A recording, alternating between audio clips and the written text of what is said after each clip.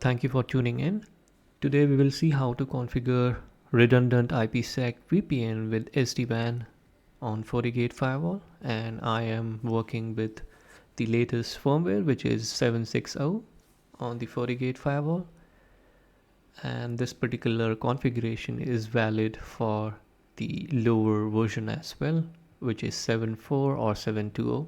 On my screen you can see the network topology where I have the internal subnet 20.20.20/24 behind the Fortigate firewall, connected to the Fortigate firewall on LAN port 4 with an IP of 20.20.2108/24, and the Fortigate firewall WAN 1 port 1 is having an IP 192.168.0.108, WAN 2 port 2 with an IP 14.140.40.108.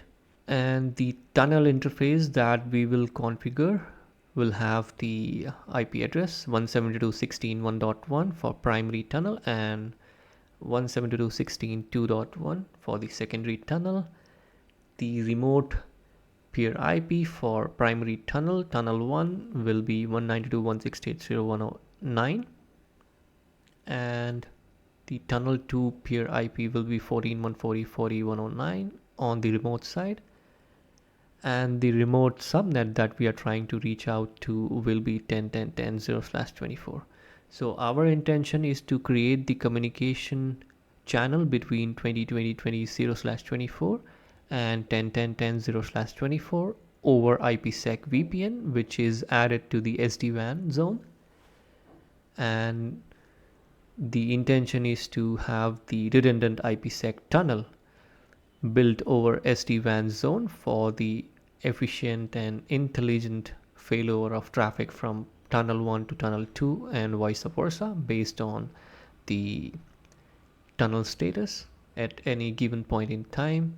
And I will share the link for this particular diagram and the corresponding configuration in the description. Let's get started. So this is the Fortigate firewall, and before that I have all the configuration in place on the remote firewall, which is the pfSense firewall. Let's try to move on to our Fortigate firewall. So if you see the interfaces, I have WAN 1, WAN 2 and LAN, port 1, port 2, port 4 respectively. Port 1 is WAN 1 with an IP of 192.168.0.108, port 2 WAN 2 14.140.40.108, and port 4 LAN, which connects the internal subnet 20.20.20.108/24. Pretty simple. And first you will have to click on system, go to feature visibility, scroll down and try to find the SD-WAN interface.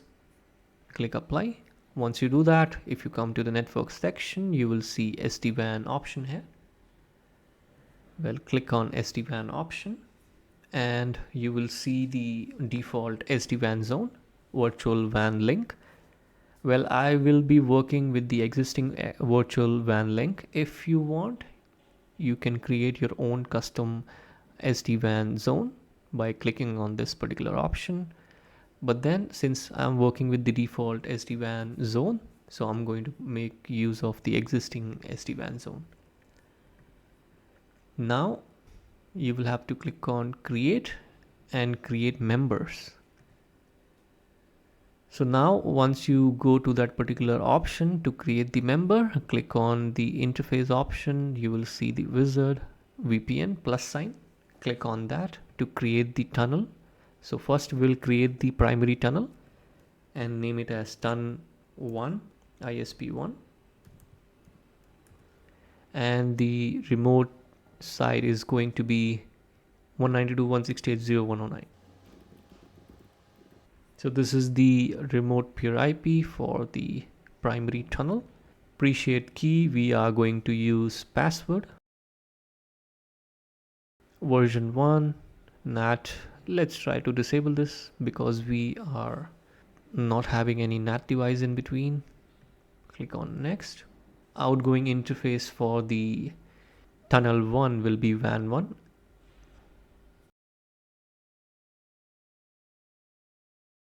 And it is going to create the respective configuration for the tunnel 1 ISP1 that we have created. Click on submit. So now we have the tunnel 1 as the member. So you can select that and add it to the SD-WAN zone and keep the priority as 1 because we want the traffic to prefer tunnel 1. This is for the generation of the route in SD-WAN zone. So this particular priority will make sure the route is in place for the primary tunnel. Click OK. Go to members again. Click on the plus sign VPN. Now we'll try to create the secondary tunnel with the name TUN2 ISP2. The remote peer IP is 14.140.4109 and click on next.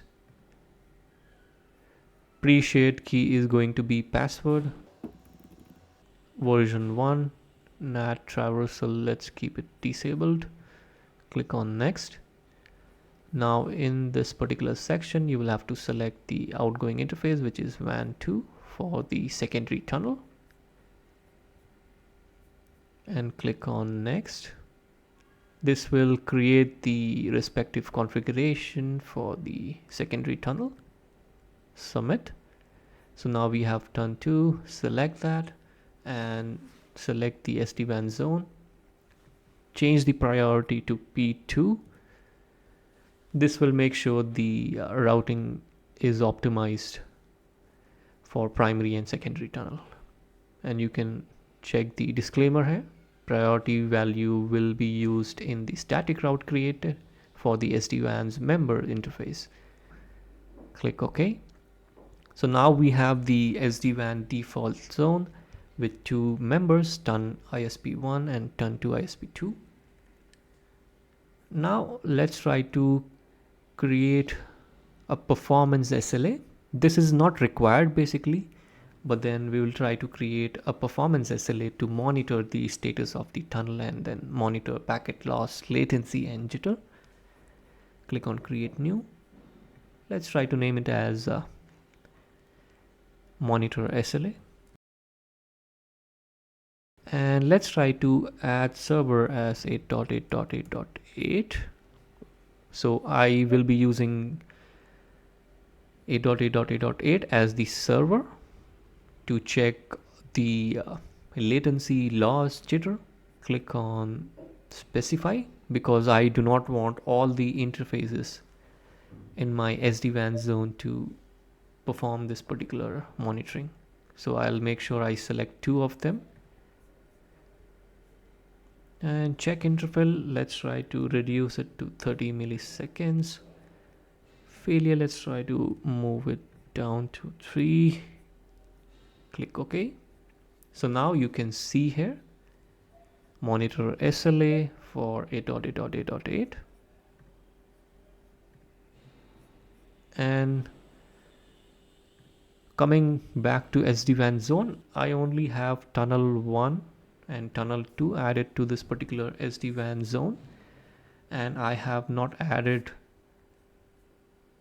WAN 1 and WAN 2 in this particular SD-WAN zone. Well, if you want, you can add WAN 1 and WAN 2 as well, but my intention is to only use the SD-WAN zone for optimization and for redundancy over the IPsec tunnel interface. I do not want the redundancy for the normal internet traffic or the intranet traffic. So that's the reason why I have not included WAN 1 and WAN 2.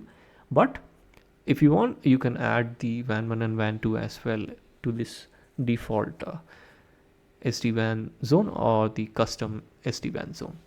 Now coming back to SD-WAN rule, we'll create the SD-WAN rule. This is the implicit rule.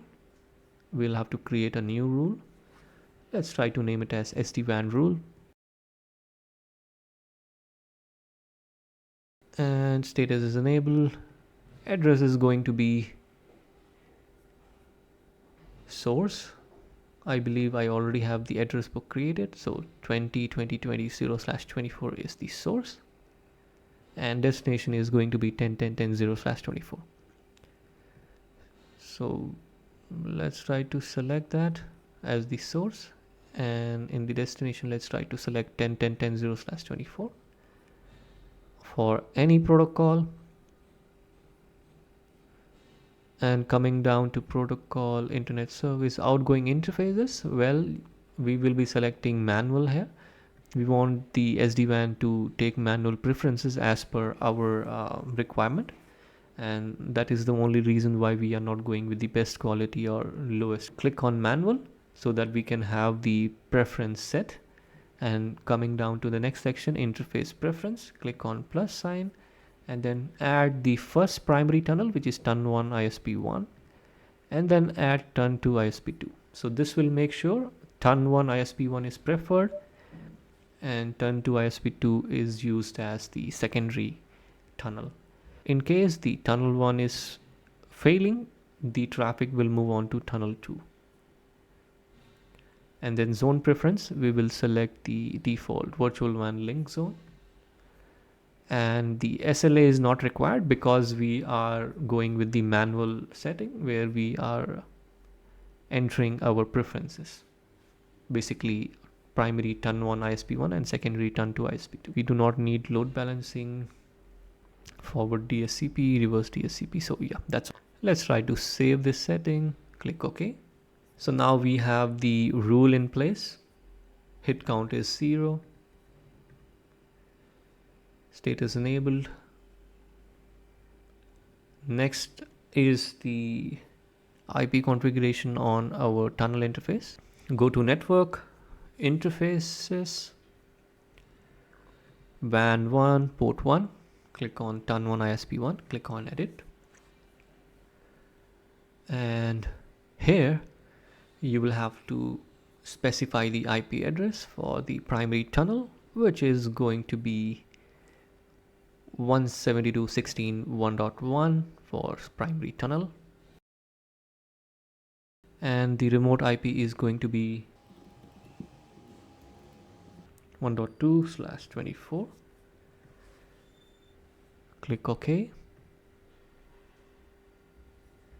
Now expand the WAN 2, go to TUN2 ISP2, click edit and add the IP 172.16.2.1.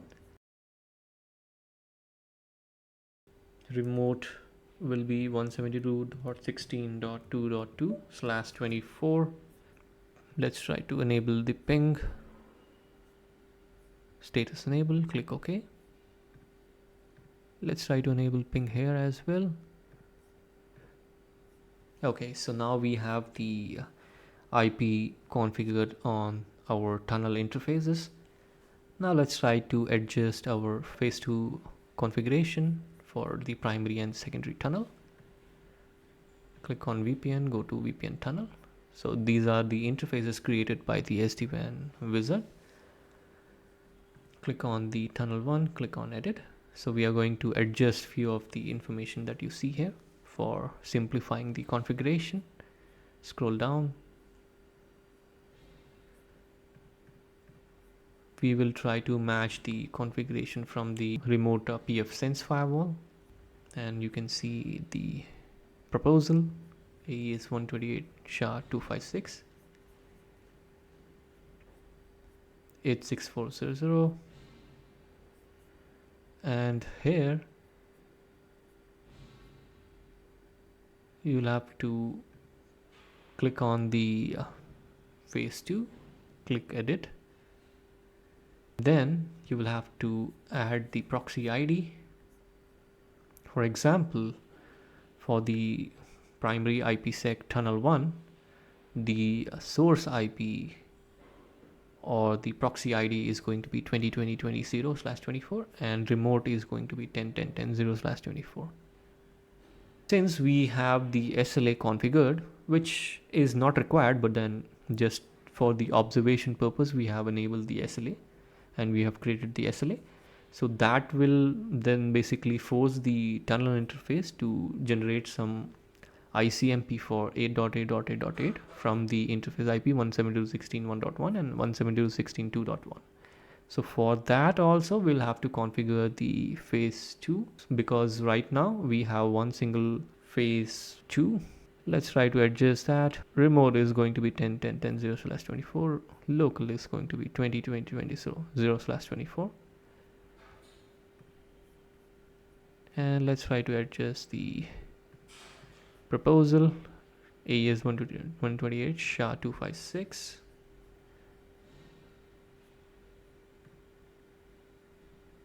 (43200).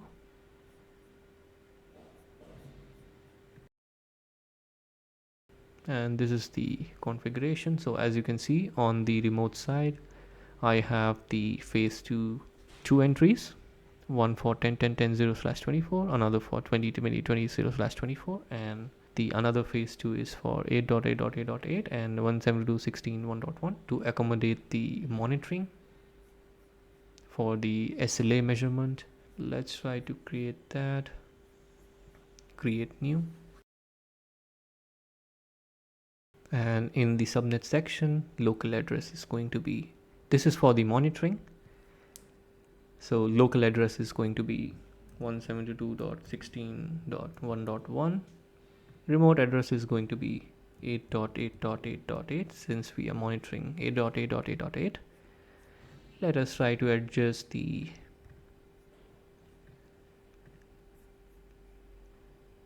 proposal. You can verify the proposal here.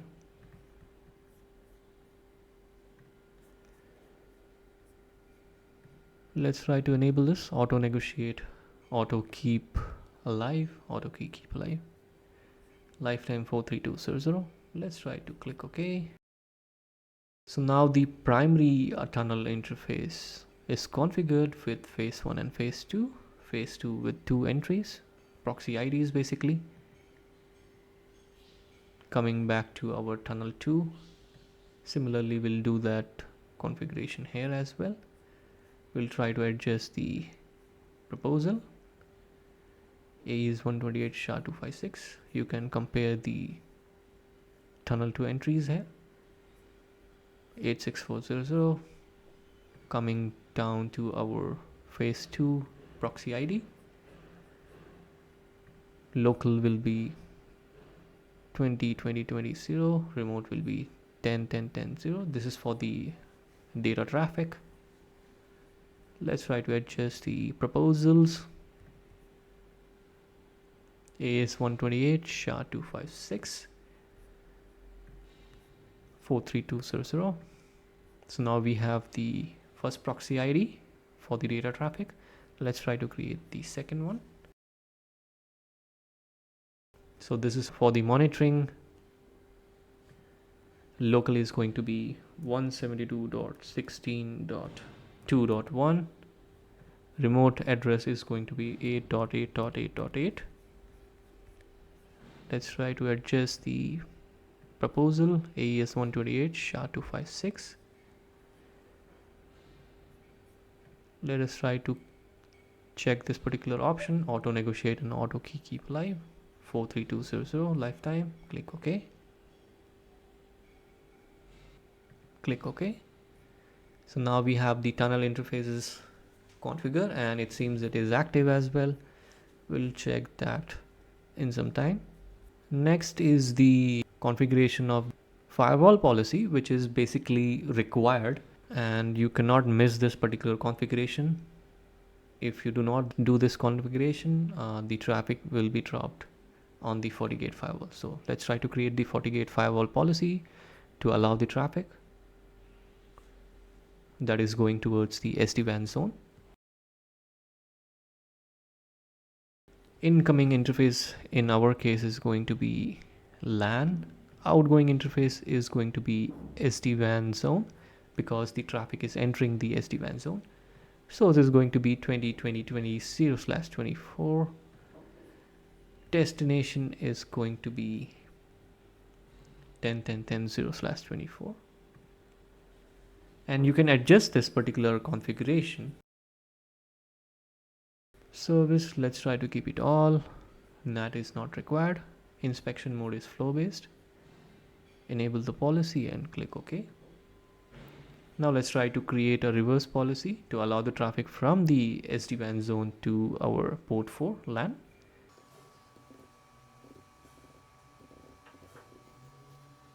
Incoming interface is going to be our SD-WAN zone. Outgoing interface is going to be our port 4 LAN. Source is going to be 10.10.10.0/24 far remote subnet. Destination is going to be 20.20.20/24. Service is going to be all in our case. Flow based, NAT is not required. Enable this policy, click OK. So we have two firewall policies, and you can see it shows 0 bytes because there's no traffic hitting the policies. And now we will check the route, which is very important here and which is little confusing as well. I get a lot of queries on this particular section. So in the static route, you will have to create the route pointing to the SD-WAN zone, and nothing else is required. So in the subnet, we'll keep the default subnet, default route, and in the interface, we'll select the virtual WAN link, click OK. So this is the only thing that is required. Rest of the routing will be handled by the SD-WAN zone, where we have prioritized the tunnels that we have added as members to this particular virtual WAN link zone. So now everything seems okay. Let me try to do a dry run and check everything first. So this is the tunnel interface, WAN 1, WAN 2, LAN, all configured properly. Coming back to our SD-WAN zones, two tunnel interfaces. And if you see here, gateway will still show 000 even if you configure it. Well, this is by design. So even if you configure, it will show as 0. So don't worry about that. So this is by design for the tunnel interfaces. Coming down to SD-WAN rule, hit count is 0 since it is not being utilized. Performance SLA, you can see. This is just for the monitoring that we have added. Policy in object, firewall policy in place to allow the traffic from our internal subnet to the remote subnet, and from remote subnet to our internal subnet. That's all. Let's try to check the status of our VPN tunnel. So VPN tunnel phase 1 shows active for tunnel primary and secondary. Let's try to check the status of our phase 2. I think phase 2 is down for the primary tunnel. So I found one issue here in our tunnel 1 ISP1 phase 2. If you see the local address 10.10.10.0, remote as 20.20.20.0, which is incorrect. Let's try to adjust that. So local is 20.20.20.0, remote is 10.10.10.0/24. So I believe that was missed here. And remote is 10.10.10.0. So that will fix our issue with the tunnel state. All right.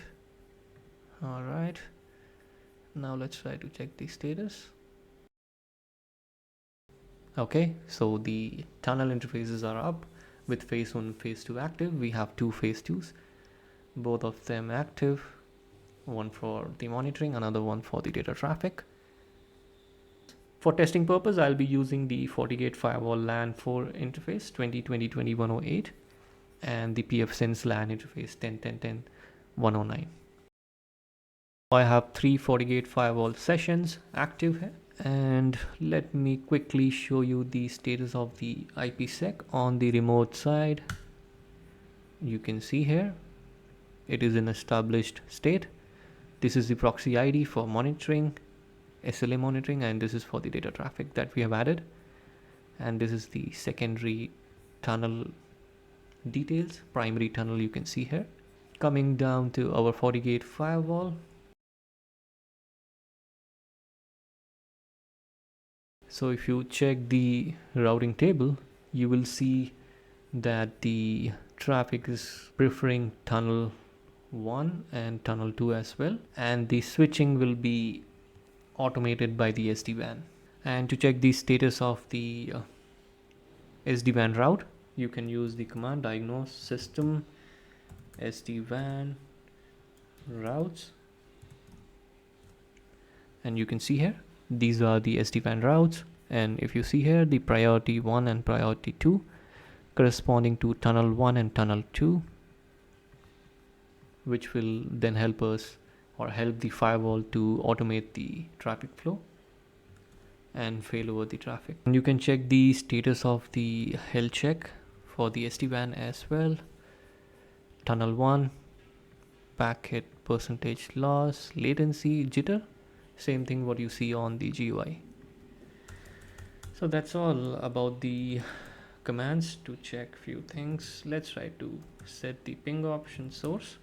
We will be initiating the traffic from 20.20.20.108, and we will be reaching out to 10.10.10.109, which is the far side LAN interface IP.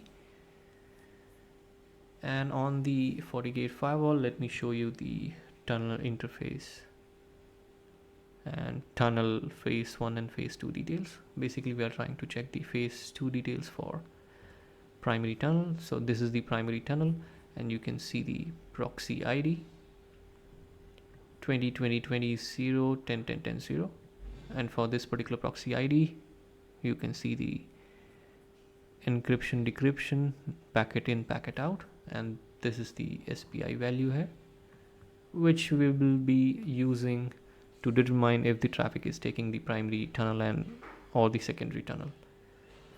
Similarly, if you check the tunnel 2, you can see proxy ID, data traffic, SPI value, and the encryption decryption, packet in packet out, which is 000 as of now. Similarly, for the monitoring, you can see it is non-zero because we have continuously monitoring traffic moving through the tunnel interface. So to check the traffic on the tunnel interface, we can use the command diagnose for packet tunnel 1 ISP1. This will only show you the ICMP, and like I was telling, so we have the monitoring going through the tunnel, and that is the reason why we see the counters increasing. Similarly, if you check for TUN2 ISP2, you will see the same monitoring as well. So let's try to capture some traffic on TUN1 ISP1 for the host 10.10.10.109 once we initiate the traffic, and let's try to have the debug enabled as well, just to confirm that everything is working fine and it is going through the tunnel 1. And you can see I'm able to ping the remote IP 10.10.10.109 from 20.20.20.108. And before this, let me try to show you the counters for TUN1 ISP1. And if you see for the data traffic, the counter increased. You can see here decrypted packet 5, encrypted packet 5, which basically proves that the traffic is taking the primary tunnel. And at the same time, if you check the tunnel 2, you will see that the counter is still 0, which basically proves that the traffic is taking the primary tunnel. And coming down to the debug, well, you can see here the traffic is entering into the IPsec interface TUN1 ISP1 tunnel ID 000, which is again another confirmation.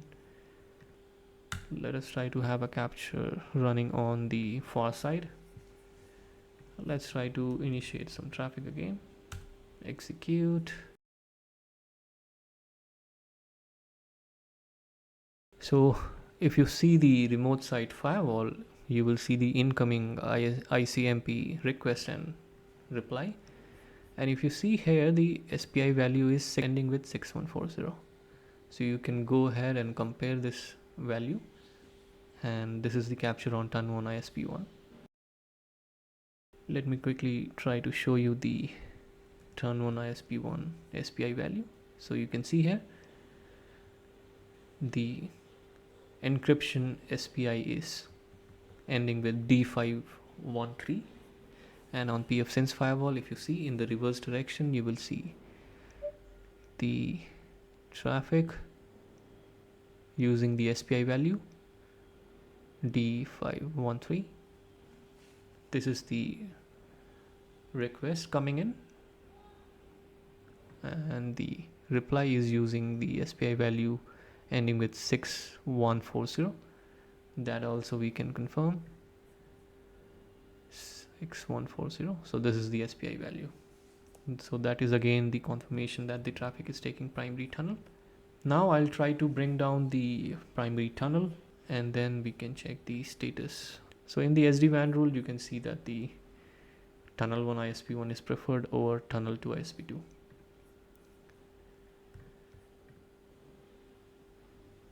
Let's try to bring down the traffic.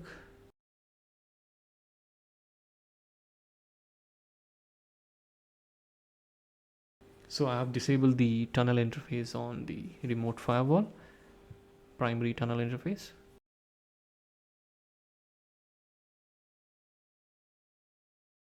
So we only have the secondary tunnel active right now. Let's try to confirm that. So you can see here the switching SD-WAN preferring tunnel 2 ISP2 as soon as it sends that the tunnel 1 is not active. So this is the, so you can see in the SD-WAN rule the preference changed to tunnel 2 ISP2 when the tunnel 1 ISP1 is down. So you can see the status here down, and that is the advantage of using SD-WAN for the optimization and for redundancy. Now let's try to check the status on the Fortigate firewall by checking the connectivity. I still have the connectivity, which means that the traffic is taking the tunnel 2 ISP2. Let me try to take a capture to confirm that the traffic is using turn 2 ISP2. Now let me try to initiate some traffic, and you can clearly see that the traffic is going through turn 2 ISP2. And the same thing you can see here, SPI value incoming and SPI value outgoing. So you can compare this with the SPI value that you have here on the Fortigate firewall. So this is the SPI value, encryption SPI, decryption SPI, 6137 E63F, 6137 E63F. So that basically proves that the traffic is actually hitting the secondary tunnel now, because the primary tunnel is not active. And I'll show you the debug output as well. And you can see here, enter IPsec interface turn 2 ISP2. Now let's try to bring up the tunnel interface and see the effect of that.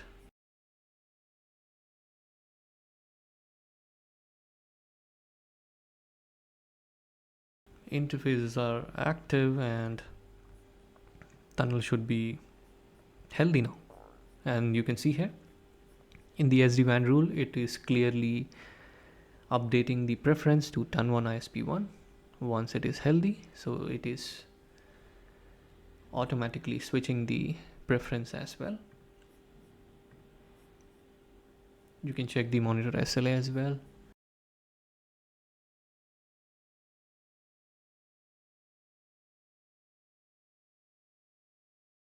And you can see here the traffic is now preferring turn 1 ISP1. And you can see the debug output as well, which says enter IPsec interface turn 1 ISP1, which means that the switching is working properly, and now the traffic is diverted towards primary tunnel. And coming down to the far end, you can see here traffic again preferring the primary tunnel here. You can compare the SPI value with the primary SPI here. SPI value is 6142 3E06. 6142 3E06. So that basically proves that everything is working fine and we have achieved redundancy in our IPsec tunnel setup. So that's all in this video. If you have any question, do leave them in the comment section, and please do not forget to subscribe to the channel and hit the like button.